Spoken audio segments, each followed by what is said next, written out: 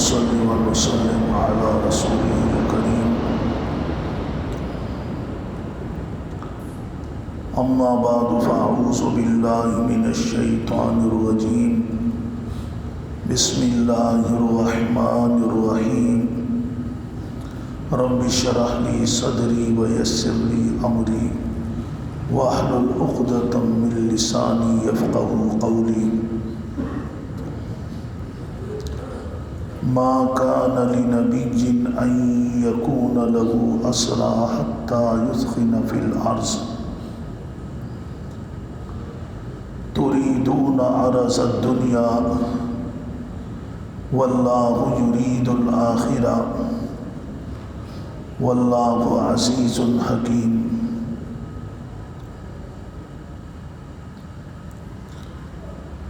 لولا كتاب من الله سبق لمسكم فيما أخذتم عذاب عظيم فكلوا مما غنمتم حلالا طيبا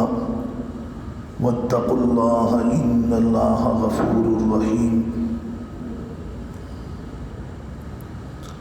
واجب الاحترام گرامی قدر معزز حاضرین محفل،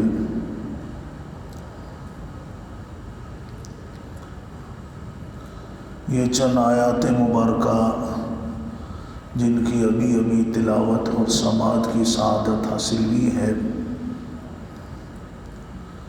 سورۃ الانفال کی آیات ہیں۔ سورۃ الانفال کا درس ترجمہ تفسیر کا سلسلہ بالترتیب جاری ہے۔ آج کا درس آیت نمبر 67 سے ہو رہا ہے۔ جو دوست باقاعدہ سورۃ الانفال کے درس میں بیٹھ رہے ہیں ان کے علم میں ہے کہ سورۃ الانفال میں زیادہ تر گفتگو جنگ بدر سے متعلق ہوئی۔ جنگ بدر اسلام کی وہ پہلی عظیم الشان جنگ ہے کہ جس میں مسلمانوں کو خلاف توقع اللہ تبارک و تعالیٰ نے ایسی فتح اور کامیابی سے سرفراز فرمایا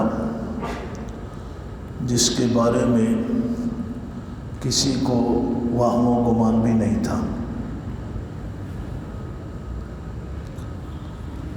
تو اس موقع پہ کچھ ایسے نئے مسائل سامنے آئے کہ جن کی پہلے سے صحابہ کرام کے سامنے کوئی تشریح یا صورت موجود نہیں تھی، جن میں سے ایک مسئلہ تھا مال غنیمت کے بارے میں کہ مال غنیمت کو کیا کیا جائے۔ دوسرا مسئلہ یہ تھا کہ اس جنگ میں جو 70 کافر گرفتار ہوئے تھے ان قیدیوں کے ساتھ کیا کیا جائے۔ یہ ایک نیا مسئلہ تھا جس کی تشریح صحابہ کرام کے سامنے نہیں تھی۔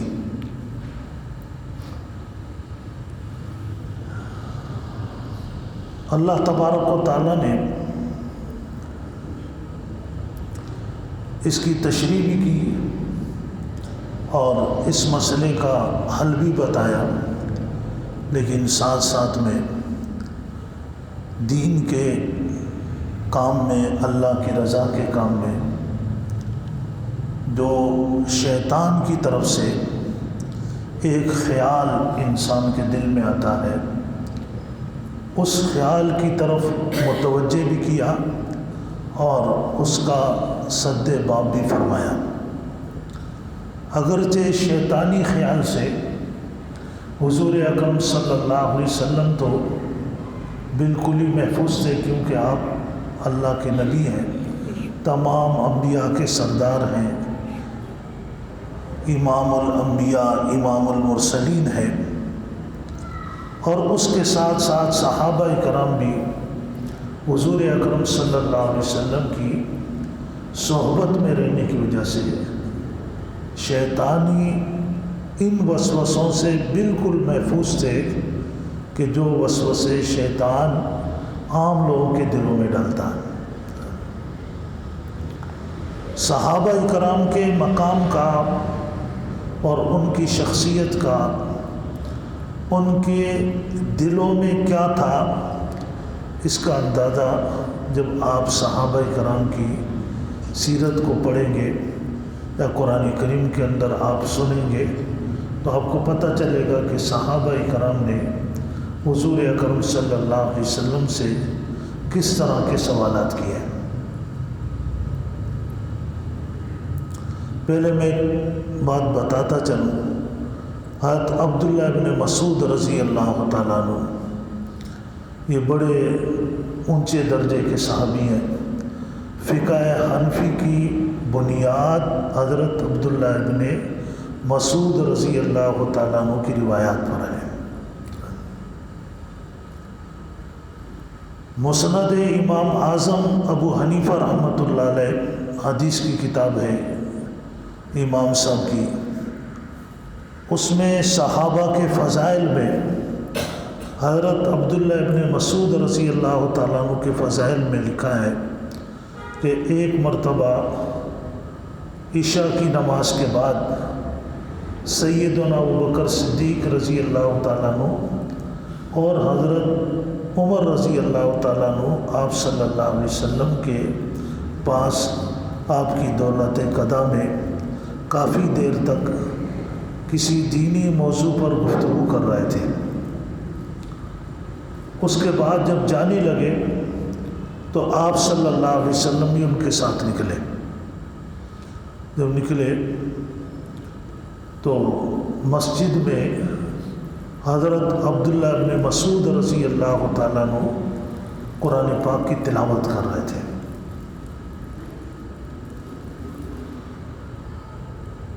حضور اکرم صلی اللہ علیہ وسلم بھی ٹھہر گئے۔ جب آپ ٹھہرے تو حضرات بھی ٹھہر گئے۔ تھوڑی دیر آپ نے تلاوت سنی اور پھر فرمایا کہ جاؤ عبداللہ ابن مسعود کو کہو کہ تم جو قرآن پاک پڑھ رہے ہو اللہ سے دعا مانگو، یہ قبولیت کا وقت ہے، جو بھی مانگو گے وہ اللہ پاک تمہیں عطا فرما دیں گے۔ دونوں حضرات چلے، لیکن حضرت عمر فرماتے ہیں کہ اس موقع پر بھی حضرت ابوبکر مجھ سے آگے نکل گئے۔ وہ مجھ سے ایسے آگے ہوئے کہ میں حیران رہ گیا،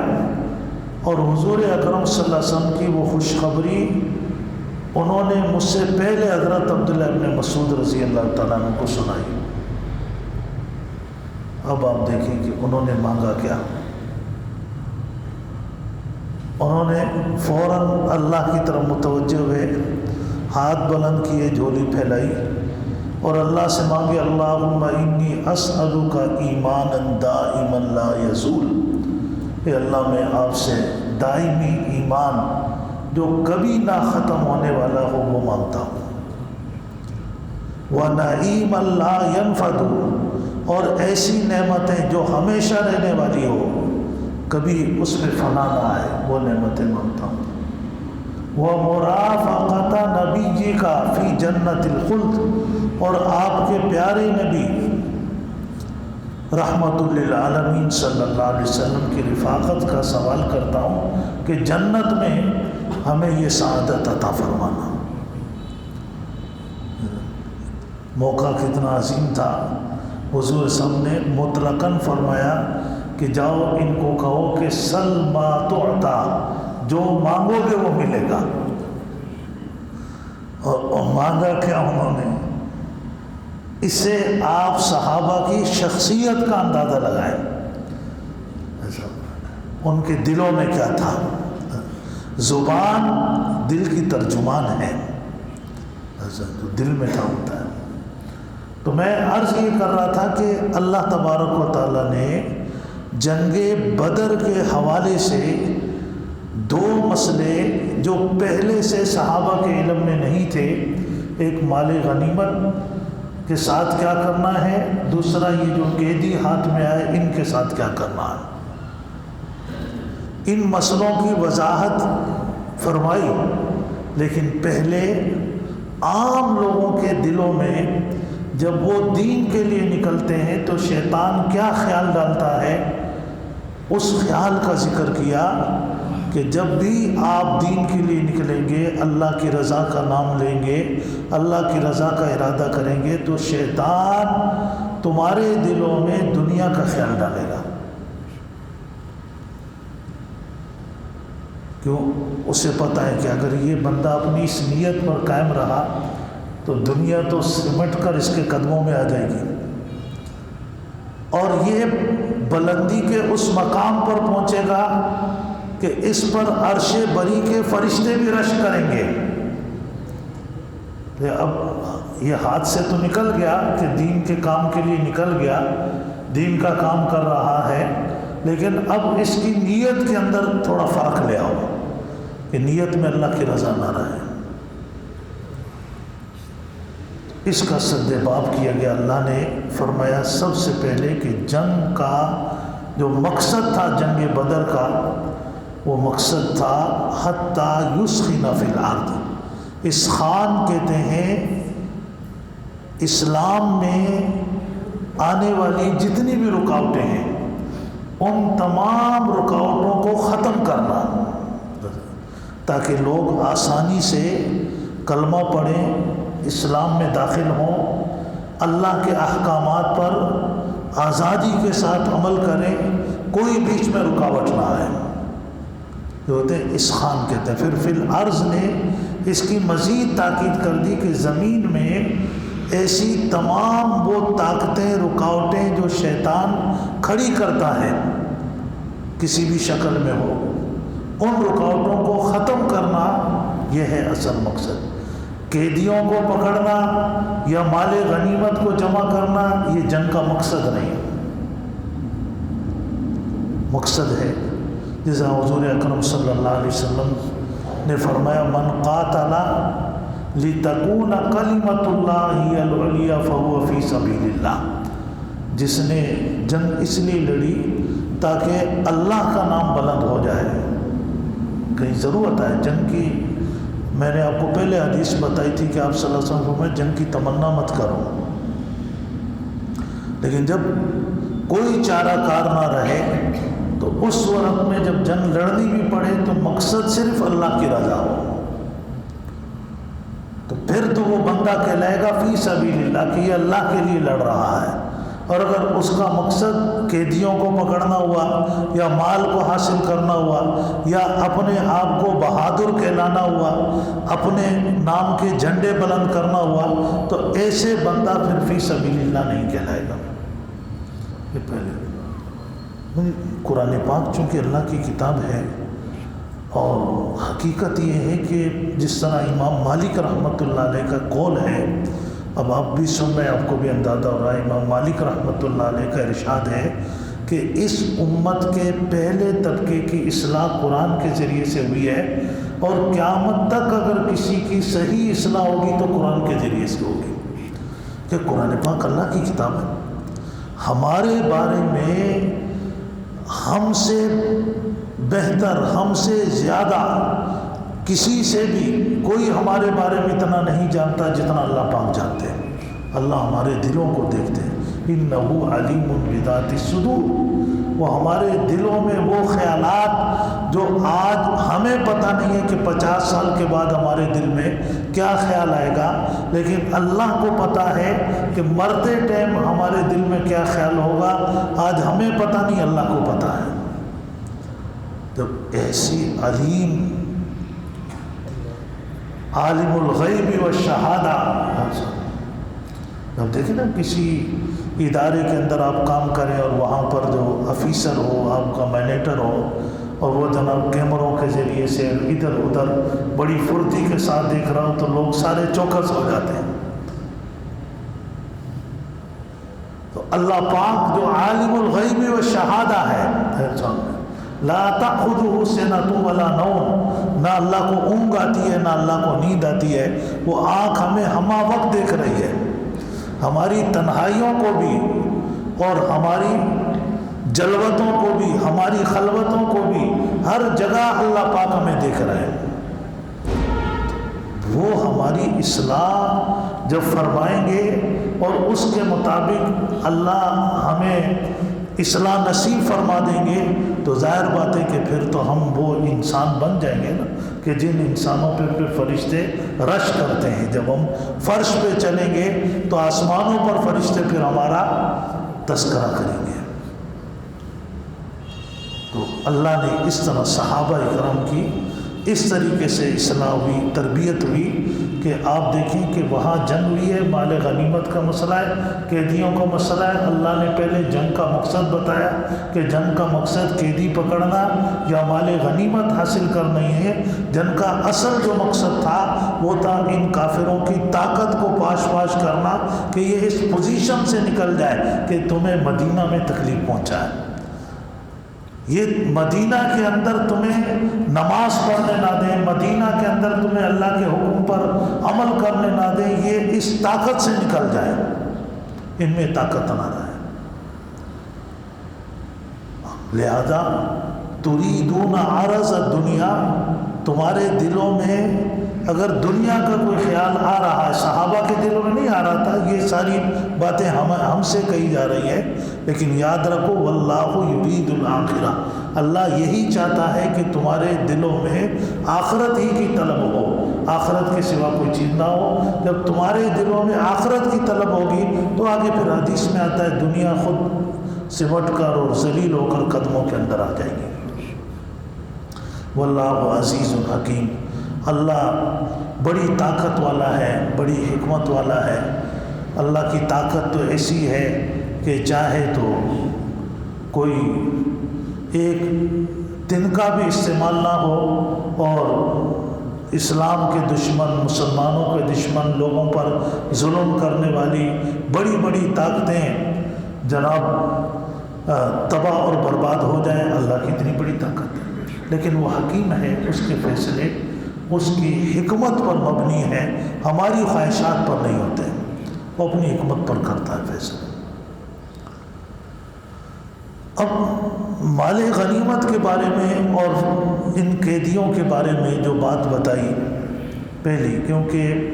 مال غنیمت اس امت کے لیے اللہ نے حلال کیا، جبکہ اس سے پہلے جتنے انبیاء گزرے سب کی امتوں پر مال غنیمت ان کو کھانے کی اجازت نہیں تھی۔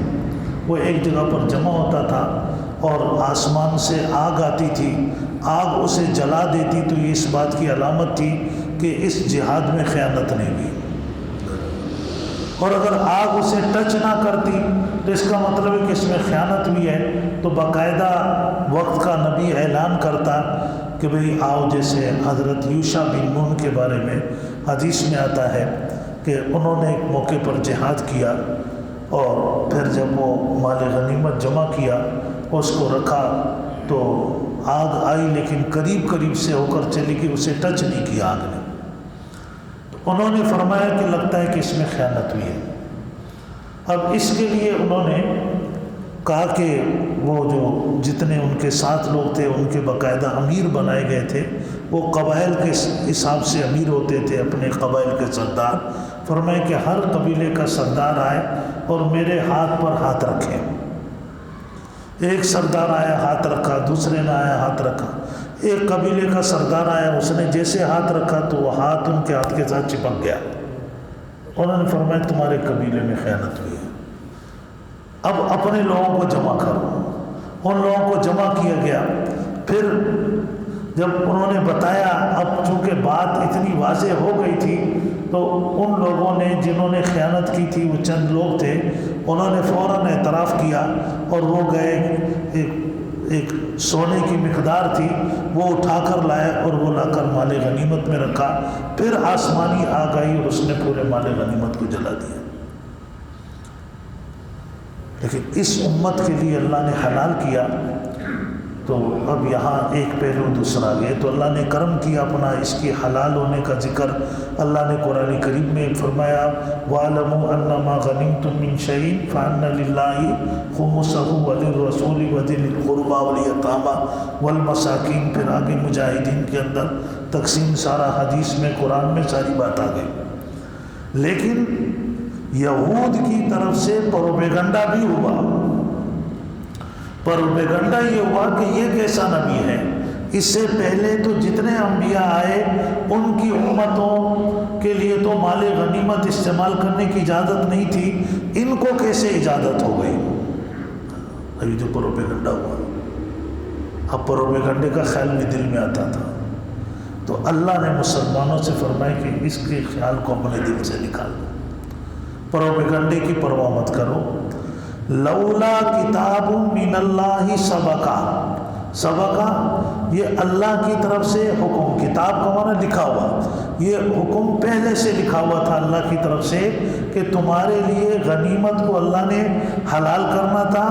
اور ان قیدیوں سے جو تم فدیہ لوگے یہ فدیہ بھی تمہارے لیے حلال تھا، اگر حلال نہ ہوتا تو تمہاری بھی ایسے ہی پکڑ ہو جاتی جیسے پہلے پکڑ ہوئی ہے۔ لولا کتاب من اللہ سبقہ لمسکم فیما اخذتم عذاب عظیم، ان کے پروپیگنڈے پر مت جاؤ، اگر اللہ کی طرف سے یہ حلال نہ ہوتا تو تم اللہ کے ہو، اللہ خود تمہیں پکڑ لیتا، ان کی طرف توجہ مت دو۔ تو اس میں پھر مزید فَكُلُوا مِمَّا غنیمتم حلالا طیبا، اللہ نے فرمایا تمہارے لیے بالکل حلال ہے، تم اس کو کھاؤ، یہ پروپیگنڈے کو دل سے نکالو، لیکن ایک چیز کا خیال رکھو واتقوا اللہ، کہ غنیمت کی تقسیم کا جو قانون تمہیں تمہارے نبی نے بتا دیا اس قانون کے مطابق کرنا، اس میں اللہ سے ڈرتے رہنا، اگر اس قانون میں تم لوگ خطا کرو گے تو پھر پکڑ ہو جائے گی۔ اس میں کیا قانون تھا؟ اس میں قانون یہی تھا کہ غنیمتیں جمع ہوگی، پہلے 5 پر تقسیم ہوگی، 5واں حصہ اس کا نکلے گا، وہ غربا مساکین اور ان کے لیے قرآن نے ذکر کیا، اور 4 حصے مجاہدین میں تقسیم ہوں گے، تقسیم ہونے کے بعد پھر وہ اس کے مالک بنیں گے، پھر اس کے بعد اگر وہ کسی پر بیچنا چاہیں تو بیچ سکتے ہیں، لیکن تقسیم سے پہلے اس کا بیچنا خریدنا منع تھا۔ اس میں سے کوئی ایسی چیز جو اٹھا کر آدمی لے جائے منع تھا، ہاں اگر اس میں مال غنیمت میں کوئی کھانے پینے کی چیز تھی، فوڈ سے متعلق کوئی چیز تھی تو وہ کوئی وہاں اٹھا کر کھا لے، اس کی اجازت تھی، لیکن اٹھا کر لے جانا اور ذخیرہ اندوزی کرنا یہ منع تھا۔ اس کے اوپر نبی کریم صلی اللہ علیہ وسلم نے ایسی تعلیم دی کہ آج ہم جب اس تعلیم کو سنتے ہیں تو رونگٹے کھڑے ہو جاتے ہیں۔ ایک موقع پر آپ صلی اللہ علیہ وسلم نے اونٹ کی کوہان سے ایک بال نکالا، ایک بال، اور اس کو اپنے ہاتھ میں یوں بلند کیا اور صحابہ کرام کو بتایا، فرمایا کہ دیکھو اتنا بھی اس بال کے برابر بھی کوئی چیز مال غنیمت میں تقسیم سے پہلے کسی کے لیے حلال نہیں ہے، اتنی بھی چیز حلال ہے۔ اور ایک موقع پر ایسے ہوا کہ ایک بندہ جس کو کوئی اچانک تیر لگا اور وہ وہاں پر فوت ہو گیا، صحابہ کرام جمع ہوئے اور اسے جنت کی مبارکباد دینے لگے۔ آپ صلی اللہ علیہ وسلم بھی موقع پر پہنچ گئے، آپ نے کہا اس کو جنت کی مبارکباد مت دو، مجھے تو اس کے جسم پر ایک چادر کا کلر بتایا، فرمایا اس طرح کی چادر جو جہنم کے آگ میں گرم کر کے اس کے اوپر ڈالی گئی ہے نظر آ رہی۔ اب صحابہ کرام آپ صلی اللہ علیہ وسلم کی باتوں کو پتھر پہ لکیر سمجھتے تھے کہ آپ کی شخصیت ایسی تھی، فوراً گئے اس بندے کا سامان چیک کیا تو واقعتاً اس کے سامان میں مال غنیمت کی ایسی چادر جو تقسیم سے پہلے غائب ہو گئی تھی وہ اس کے سامان کے اندر پڑی تھی۔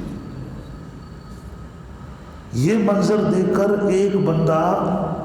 جوتوں کا ایک تسمہ یا 2 تسمے اٹھا کر لایا. اس نے کہا کہ جی میں نے اپنے پالان کو درست کرنے کے لیے یہ اٹھائی تھی، لیکن آپ کی یہ بات میں نے سنی ہے تو میں اس کو واپس کر رہا ہوں. آپ نے فرمایا اچھا کیا تم نے واپس کر دیا، ورنہ یہ تسمے بظاہر تو تمہیں چمڑے کے یا کسی اور چیز کے نظر آ رہے ہیں، لیکن حقیقت میں یہ تمہارے لیے جہنم کی آگ بن جاتے ہیں. تو یہ وہ چیزیں تھیں جس میں کہ صحابہ کرام نے حضور اکرم صلی اللہ علیہ وسلم سے سنی، اور اس طریقے سے ان کی جو ہے اللہ تبارک و تعالیٰ نے تربیت فرمائی. اب اس موقع پر جو قیدی ہوئے تھے ان قیدیوں کے لیے یہاں تو مطلقاً ایک بات آ گئی، کیونکہ وہ قیدیوں سے جو فدیہ لینا تھا وہ بھی مال غنیمت میں تھا. اس کی ڈیٹیل یہاں نہیں آئی، حدیث میں اس کی ڈیٹیل آتی ہے کہ وہ 70 قیدی تھے، اور اس میں کچھ خاص قسم کے لوگ تھے جن کا آپ صلی اللہ علیہ وسلم کے ساتھ رشتہ داری، جس میں آپ کے چچا سیدنا عباس رضی اللہ تعالیٰ عنہ بھی تھے، اور آپ کے 2 چچا زاد بھائی، ایک حضرت علی کے بھائی حضرت عقیل بن ابی طالب تھے، اور ایک آپ کے تایا تھے حارث، ان کا بیٹا تھا نوفل بن حارث، وہ بھی اس کے اندر تھے، اور ایک آپ صلی اللہ علیہ وسلم کے داماد حضرت ابو العاص، یہ بھی ان کے اندر قیدیوں میں شامل تھے. تو جب ان پر فدیہ رکھا گیا تو اور فدیے میں بھی معمولی رقم رکھی گئی، کوئی زیادہ رقم نہیں رکھی گئی. بعد اس میں وہ تھے کہ جو انتہائی غریب تھے، ان کے پاس کوئی رقم نہیں تھی، اور نہ ہی پیچھے کوئی ایسا سلسلہ تھا کہ ان کے لیے رقم کوئی بھیجے. ان سے آپ نے یہ وعدہ لیا کہ آئندہ تم مسلمانوں کے ساتھ لڑو گے نہیں، انہوں نے وعدہ کیا، ان کو چھوڑ دیا. بعض ایسے تھے ان کے پاس رقم کا انتظام نہیں تھا لیکن کوئی ہنر جانتے تھے، ان کو کہا ٹھیک ہے تم یہ اپنا ہنر مسلمانوں کے اتنے بچوں کو سکھا دو، تمہیں بھی آزاد. بعض ایسے تھے جو لکھنا جانتے تھے، ان کو کچھ مسلمانوں کے بچے سپرد کیے گئے کہ تم نے ان کو لکھنا سکھانا ہے. اور اب یہ جو پیریڈ گزار رہے تھے ہنر سکھانے کے لیے یا لکھنا سکھانے کے لیے، ان کو خاص پروٹوکول دیا گیا اور ان کو صحابہ کے سپرد کیا گیا، اور انہیں تاکید کی گئی کہ یہ تمہارے اللہ نے تمہارے ہاتھوں میں ان کو قیدی بنایا ہے، تم نے ان کا خاص خیال رکھنا ہے. اور ایک قیدی کا بیان ہے کہ میں حیران تھا میرے اس مہربان صحابی رسول پر جن کے گھر میں قید تھا. کہا کہ اس کے اپنے بچے تو کھجور کھا کر سو جاتے تھے، میرے لیے وہ گندم کی روٹی بناتے تھے. یہ اتنا اسلام نے اپنے پیروکاروں کا اخلاق اتنا بلند کیا. پھر آپ حضرت عباس رضی اللہ تعالیٰ عنہ کو آپ صلی اللہ علیہ وسلم نے فرمایا کہ تمہیں جو ہے اپنا بھی فدیہ دینا ہوگا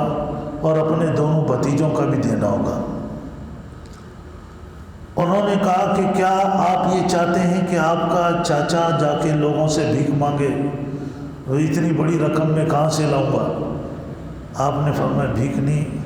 آپ جب مکہ سے ان کافروں کے ساتھ چل رہے تھے تو جو رقم آپ نے ہماری چچی حضرت ام فضل کو دی تھی وہ آپ منگوا لیں. تو وہ حیران ہو گئے. انہوں نے کہا کہ جی وہ تو رات کا اندھیرا تھا اور میں تھا، آپ کی چچی تھی اور کوئی تیسرا بندہ ہی نہیں تھا، آپ کو یہ بات کیسے پتہ چلی؟ آپ نے فرمایا کہ مجھے یہ ساری تفصیل اللہ نے بتائی ہے. تو اسی وقت ان کے دل میں خیال آیا اور انہوں نے آپ صلی اللہ علیہ وسلم کے قریب ہو کر کلمہ بھی پڑھ لیا. کلمہ بھی پڑھ لیا، لیکن آپ نے خود انہیں منع کیا کہ اب تم اپنے ایمان کا اعلان مت کرنا، کیونکہ حضرت عباس کی بہت بڑی رقم تھی، مکہ کے لوگوں کو پر قرض تھی. اب اگر تم یہ اعلان کر دو گے تو ساری رقم آپ کی ڈوب جائے گی، ملے گی نہیں. اگر مسلمان ہو گئے ہمیں پتہ ہے، اور کہا جی اب تو میں مسلمان ہو گیا ہوں، تو ابھی فدیہ کا آپ نے کہا فدیہ ابھی بھی دینا ہوگا، آپ مسلمان بعد میں ہوئے، گرفتار پہ ہوئے تھے۔ تو انہوں نے 20 اوقیہ سونا جو ہے اپنا اور دونوں بھتیجوں کی رقم دی۔ تو جس وقت یہ دے رہے تھے تو ان کے دل میں یہ بار بار خیال آ رہا تھا، تو اللہ تبارک و تعالیٰ نے، آپ دیکھیے اللہ کی مہربانی کو، کہ اس موقع پر ان کو کوئی تانا نہیں دیا کہ چکھ لو مزہ اپنے کفر کا، جناب یہ دیکھو تم نے کیا کیا، تمہارے ساتھ کیا ہو رہا ہے، ایسے نہیں، بلکہ اللہ نے تسلی دی، فرمایا یا ایھا النبی قل لمن فی ایدیکم من الاسری، اے پیارے نبی یہ جو قیدی آپ کے ہاتھ میں ہے ان سے آپ یہ فرما دیں کہ ان یعلم اللہ فی قلوبکم خیرا، اللہ نے اگر تمہارے دلوں میں خیر، اچھائی، یعنی اسلام کی طرف ترغیب پائی، تم اسلام کی طرف راغب ہوئے، تو یؤتکم خیرا مما اخذ منکم، آج جو رقم تم سے لی جا رہی ہے اس سے زیادہ تمہیں واپس لوٹا دی جائے گی، اللہ نے وعدہ کر لیا، رقم بھی لوٹا دیں گے، وَيَغْفِرْ لَكُمْ، اور یہ جو کچھ تم سے اسلام اور مسلمانوں کے خلاف ہوا ہے یہ بھی ہم تمہیں معاف کر دیں گے، واللہ غفور رحیم، اس لیے کہ معاف کرنا اللہ کی عادت مبارکہ، اللہ معاف کر دیں۔ تو حضرت عباس فرماتے ہیں کہ اس وقت تو تھوڑا بہت تھا،